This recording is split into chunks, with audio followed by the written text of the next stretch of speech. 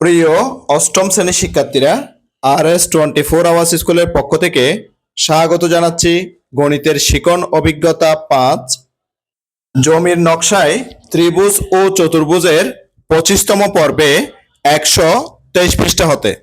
তোমরা যারা এখনো প্রথম থেকে 24তম পর্বগুলো দেখোনি, তোমাদের দেখার সুবিধার্থে এই ভিডিওর নিচে ডেসক্রিপশন বক্সে প্রথম থেকে 24তম পর্বের লিঙ্কগুলো দিয়ে দেব, তোমরা তোমাদের সুবিধা মতো দেখে নিতে পারবে। আজকের ক্লাসে সমাধান করাবো 123 পৃষ্ঠার অনুশীলনীর 12 নম্বর প্রশ্ন হতে। আজকের ক্লাসটি শুরু করার আগে তোমাদের কাছে একটা রিকোয়েস্ট থাকবে, তোমরা যারা এখন আমার চ্যানেলটি সাবস্ক্রাইব করনি তাড়াতাড়ি সাবস্ক্রাইব করে যুক্ত হয়ে যাও। গণিত সহ বিভিন্ন বিষয়ের ক্লাস দেখে নিজেদের দক্ষতা বাড়াও। চলো এবার আজকের ক্লাসটিকে সামনের দিকে এগিয়ে নেওয়া যাক।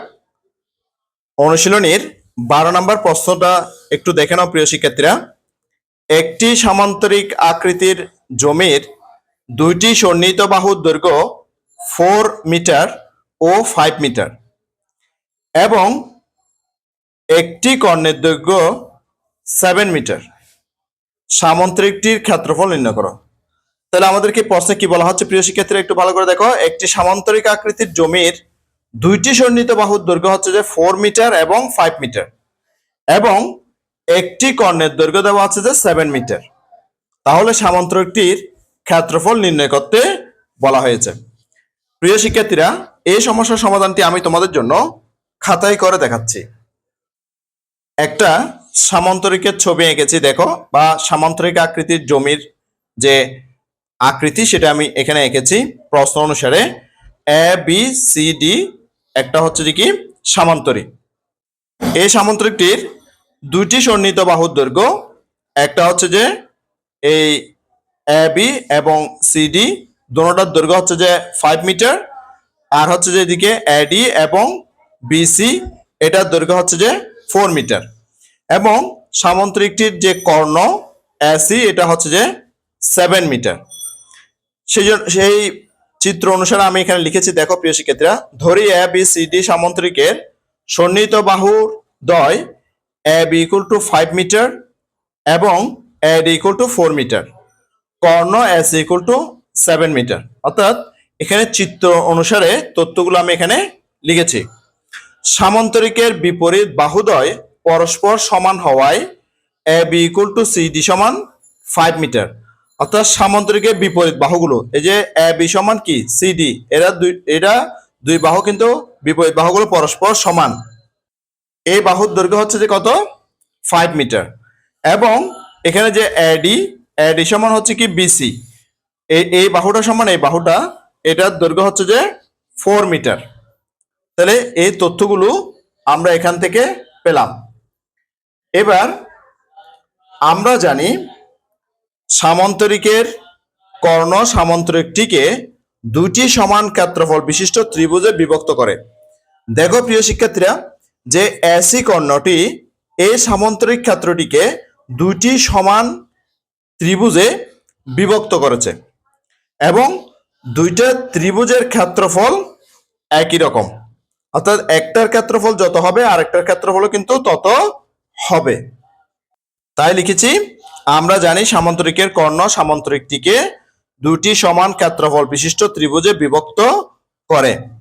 সুতরাং ত্রিভুজ ABC এর ক্ষেত্রফল, অর্থাৎ ত্রিভুজ ABC এই ত্রিভুজটার আমরা ক্ষেত্রফল সমান লিখলাম ত্রিভুজ ACD এর ক্ষেত্রফল। অর্থাৎ যে ত্রিভুজ যে আরেকটা আছে ACD, এই ত্রিভুজের ক্ষেত্রফলের সমান এবং ABCD সামান্তরিকের ক্ষেত্রফল সমান। যে অর্থাৎ পুরো যে সামান্তরিকের ক্ষেত্রফলটা যখন আমরা বের করব তখন হবে কি 2 × ABC এর ক্ষেত্রফল, অর্থাৎ ত্রিভুজ ABC এর ক্ষেত্রফল। অর্থাৎ আমরা বুঝতে চাচ্ছি যে ABC এর ক্ষেত্রফল, অর্থাৎ ত্রিভুজ ABC এই ত্রিভুজটার ক্ষেত্রফল সমান হচ্ছে কি এই ত্রিভুজের ক্ষেত্রফল, অর্থাৎ ত্রিভুজ ACD এই ত্রিভুজের ক্ষেত্রফল। অর্থাৎ এই ত্রিভুজের ক্ষেত্রফল সমান এই ত্রিভুজের ক্ষেত্রফল।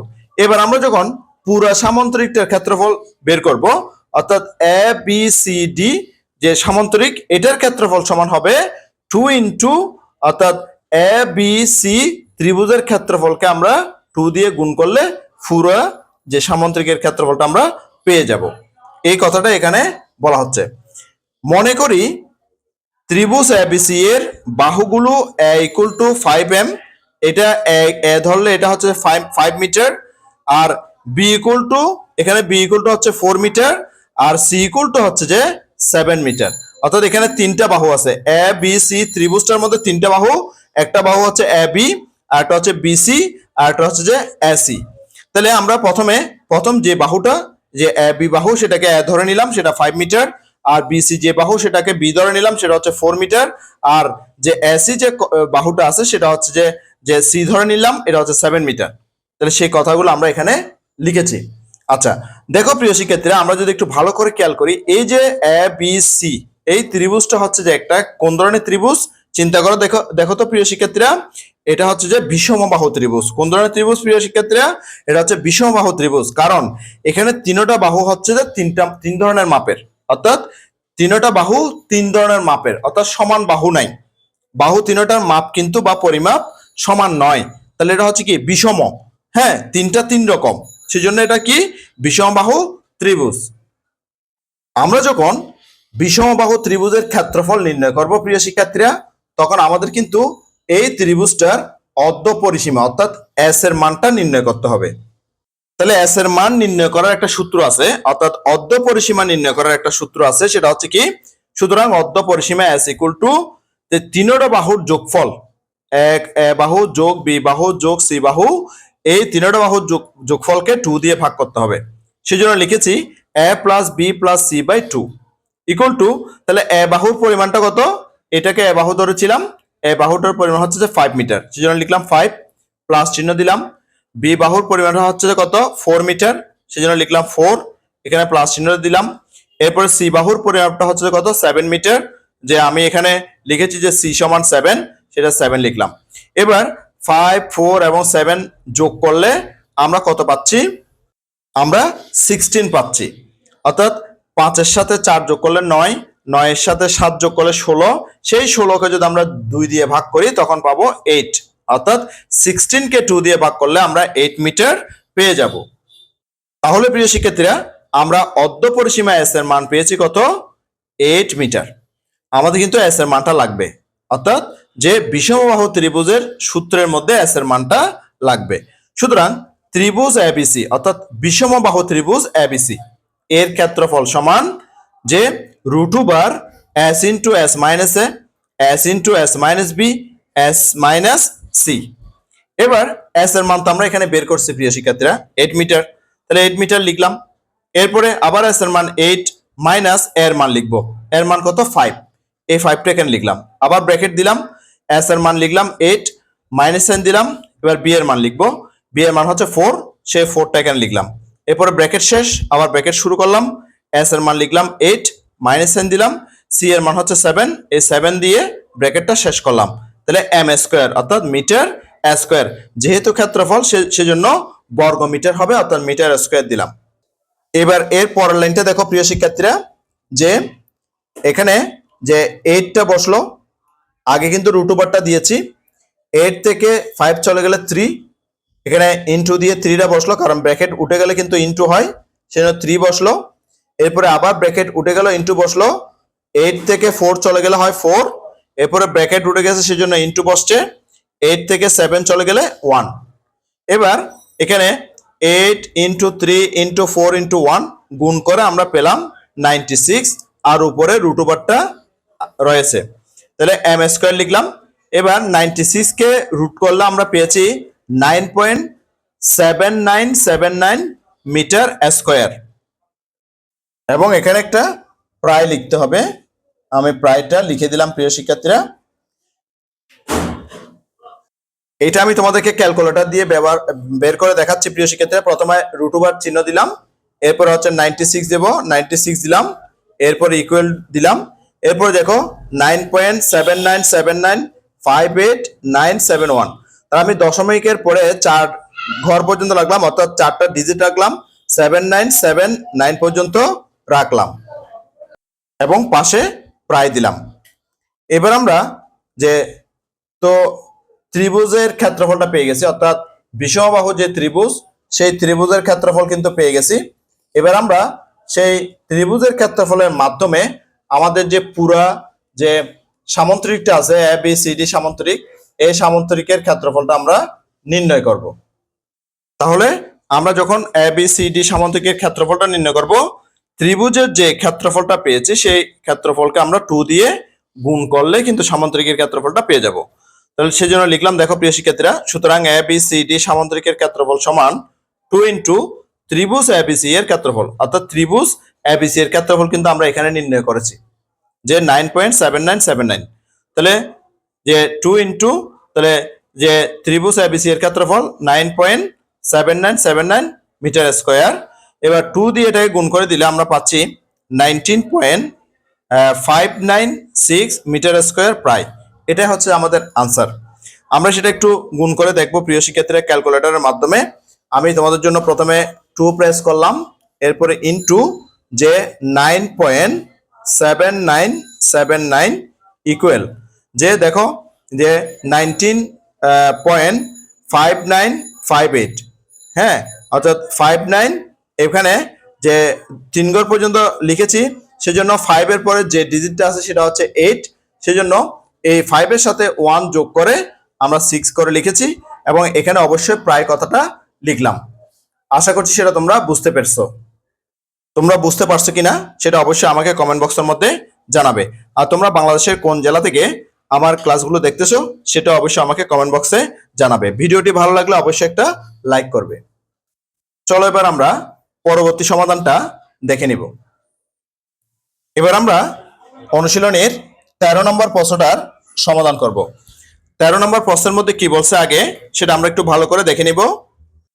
13 নম্বর প্রশ্নে বলছে এ বি সি ডি আয়তাকার জমির এ বি সমান 10 মিটার, অর্থাৎ আয়তাকার একটা জমি, সেটা হচ্ছে কি এ বি সি ডি জমি, এই জমির এ বি সমান হচ্ছে যে 10 মিটার এবং কর্ণ এসি সমান 16 মিটার এবং কর্ণ যেটা সেটা হচ্ছে কি এসি, সেটা হচ্ছে যে 16 মিটার।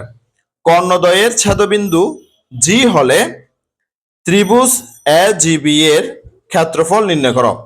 এখন আরেকটা যে কর্ণ আছে, হ্যাঁ, একটা কর্ণ তো হচ্ছে এসি, এখানে কিন্তু আরেকটা কর্ণ রয়ে গেছে সেটা হচ্ছে কি বিডি। এই বিডি কর্ণটা এসি কর্ণকে যে জায়গায় ছেদ করছে সেটার নাম হচ্ছে যে জি। যখন জিতে সেটা ছেদ করছে তখন এ জি বি একটা ত্রিভুজ সৃষ্টি হবে। এ জি বি একটা কি হবে? ত্রিভুজ সৃষ্টি হবে। এই ত্রিভুজটার ক্ষেত্রফল নির্ণয় করতে বলা হয়েছে। প্রিয় শিক্ষার্থীরা, এই সমস্যার সমাধানটি আমি তোমাদের জন্য খাতায় করে দেখাচ্ছি।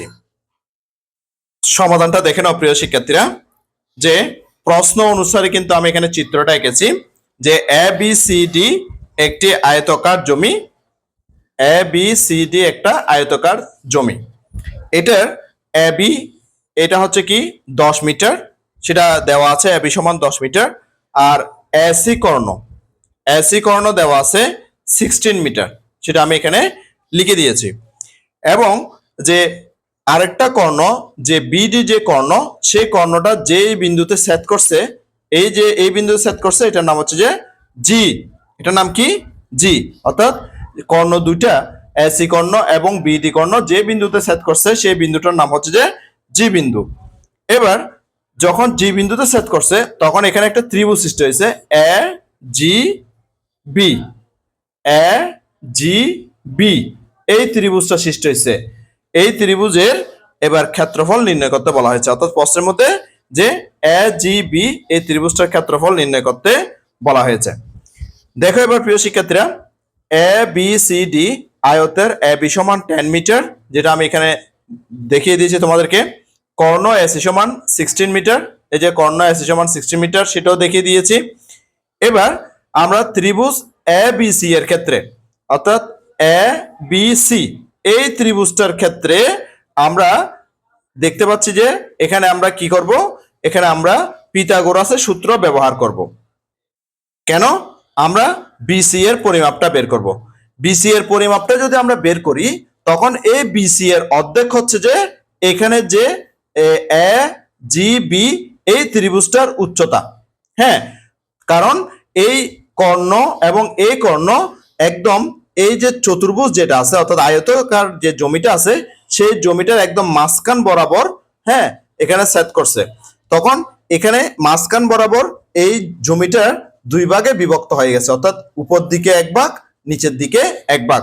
তখন আমরা যখন বিসি এর এই পরিমাপটা বের করবো, অর্থাৎ ওই জমিটার যখন দৈর্ঘ্য বের করতে পারবো, ওই দৈর্ঘ্যের অর্ধেক হচ্ছে যে এই ত্রিভুজটার অর্থাৎ জি ত্রিভুজটার উচ্চতা, অর্থাৎ যে জিএফ এর উচ্চতাটা বা জিএফ এর পরিমাণটা আমরা বের করতে পারবো। তাই আমরা প্রিয় শিক্ষার্থীরা যে পিথাগোরাসের সূত্রের মাধ্যমে, যেহেতু এখানে এ বি সি একটা সমকোণী ত্রিভুজ, এখানে কিন্তু একটা সমকোণ আছে এটা, এই সমকোণী ত্রিভুজের ক্ষেত্রে আমরা পিথাগোরাসের সূত্র ব্যবহার করে যে এখানে যে বিসি আছে এই বিসিটার পরিমাণটা বের করব, অর্থাৎ এখানে যে লম্ব আছে লম্ব পরিমাণটা আমরা বের করব। কারণ আমরা এখানে যে অতিভুজ, হ্যাঁ, অতিভুজ যে 16 মিটার এটা জানা আছে এবং ভূমি যে 10 মিটার সেটা আমাদের জানা আছে। হ্যাঁ, তাহলে সেই জন্য লিখলাম, দেখো প্রিয় শিক্ষার্থীরা, ত্রিভুজ এ বি সি এ অর্থাৎ ত্রিভুজ এ বি সি এই ত্রিভুজটার ক্ষেত্রে অতিভুজ স্কয়ার, অতিভুজ হচ্ছে কি এসি, এসি স্কয়ার সমান A B square, A B হচ্ছে কি ভূমি স্কয়ার যোগ লম্ব স্কয়ার, হ্যাঁ, বিসি স্কয়ার, সেই জন্য লিখছি কি বিসি স্কয়ার। তাহলে অতিভুজ স্কয়ার মানে এসি স্কয়ার ইকুয়াল টু যে ভূমি এ বি স্কয়ার যোগ যে লম্ব বিসি স্কয়ার। তাহলে অতিভুজ স্কয়ার সমান ভূমি স্কয়ার যোগ লম্ব স্কয়ার। এবার বা দিয়ে আমরা মানগুলো বসাবো। এসি এর মানটা হচ্ছে কত, এখানে 16 মিটার, হ্যাঁ, এই 16টা এখানে লিখে হোল স্কয়ার দিয়েছি ইকুয়াল টু এ বি এর পরিমাপটা হচ্ছে কত 10 মিটার, এখান থেকে 10 দিয়ে হোল স্কয়ার দিয়েছি প্লাস বিসি এর মান যেহেতু বের করব সেটা এখানে রয়ে গেছে বিসি স্কয়ার, আমি অবশ্যই এখানে লিখে দিয়েছি সাইড নোটের মধ্যে যে মান বসিয়ে। এবার 16 কে স্কয়ার করলে 256, তোমরা চাইলে সেটা ক্যালকুলেটরের মাধ্যমে দেখতে পারো প্রিয় শিক্ষার্থীরা। আমি তোমাদেরকে দেখাচ্ছি যে প্রথমে আমরা 16 দেব, এরপরে যে পাওয়ারের চিহ্নটা দেব, এরপরে 2 দেব, এরপরে ইকুয়াল দিলাম, দেখো যে 256 কিন্তু আমাদের আসি গেছে, সেটা আমি এখানে বসালাম ইকুয়াল টু 10 স্কয়ার। 10 স্কয়ার মানে হচ্ছে কি যে 10 10 যা 100 মানে 100, তাহলে 10 10 যা 100 বসালাম প্লাস এখানে বিসি স্কয়ারটা বসিয়ে দিলাম।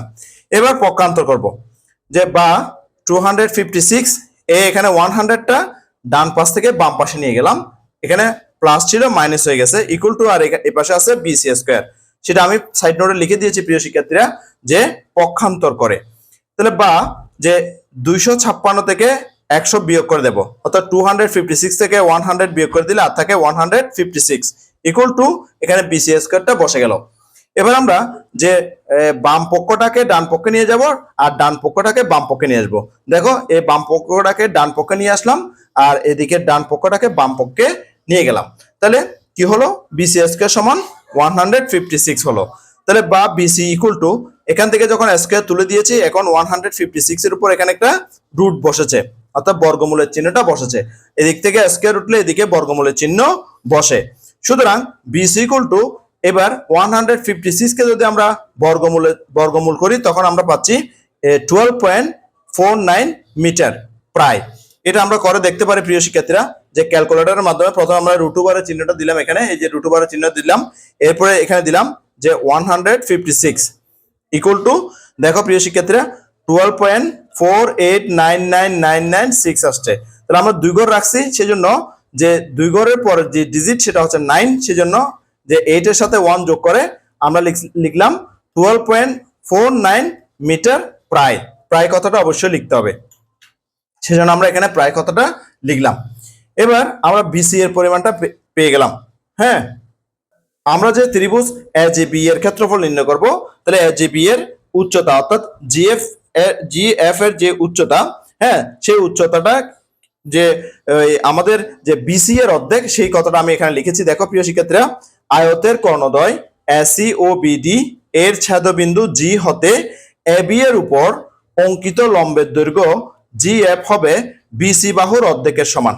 হ্যাঁ, সেটা আমি তোমাদেরকে কিছুক্ষণ আগে বলেছি, বিসি বাহুর কি হবে অর্ধেকের সমান হবে। তাহলে সুতরাং আমরা জিএফটা বের করে নিতে পারি half of BC equal to half of BC এর পরিমাণটা এখান থেকে বের করছি সেটা লিখলাম যে 12.49।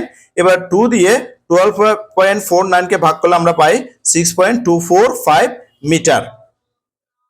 তাহলে আমরা যে ত্রিভুজ এজিবি এর উচ্চতাটা পেয়ে গেছি, অর্থাৎ জিএফ এর মানটা পেয়ে গেছি 6.245 মিটার। সেটা আমি প্রিয় শিক্ষার্থীরা এখানে লিখে দিলাম।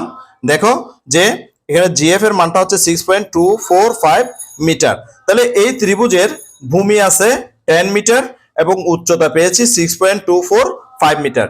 এবার যে ত্রিভুজের ক্ষেত্রফল নির্ণয়ের যে সূত্র হাফ ইন্টু ভূমি ইন্টু উচ্চতা, এটার মাধ্যমে আমরা এখানে ক্ষেত্রফলটা নির্ণয় করতে পারবো, অর্থাৎ এ জি বি এ ত্রিভুজের ক্ষেত্রফল নির্ণয় করতে পারবো। এখানে ভূমি হচ্ছে এ বি 10 মিটার আর উচ্চতা জিএফ হচ্ছে যে 6.245 মিটার।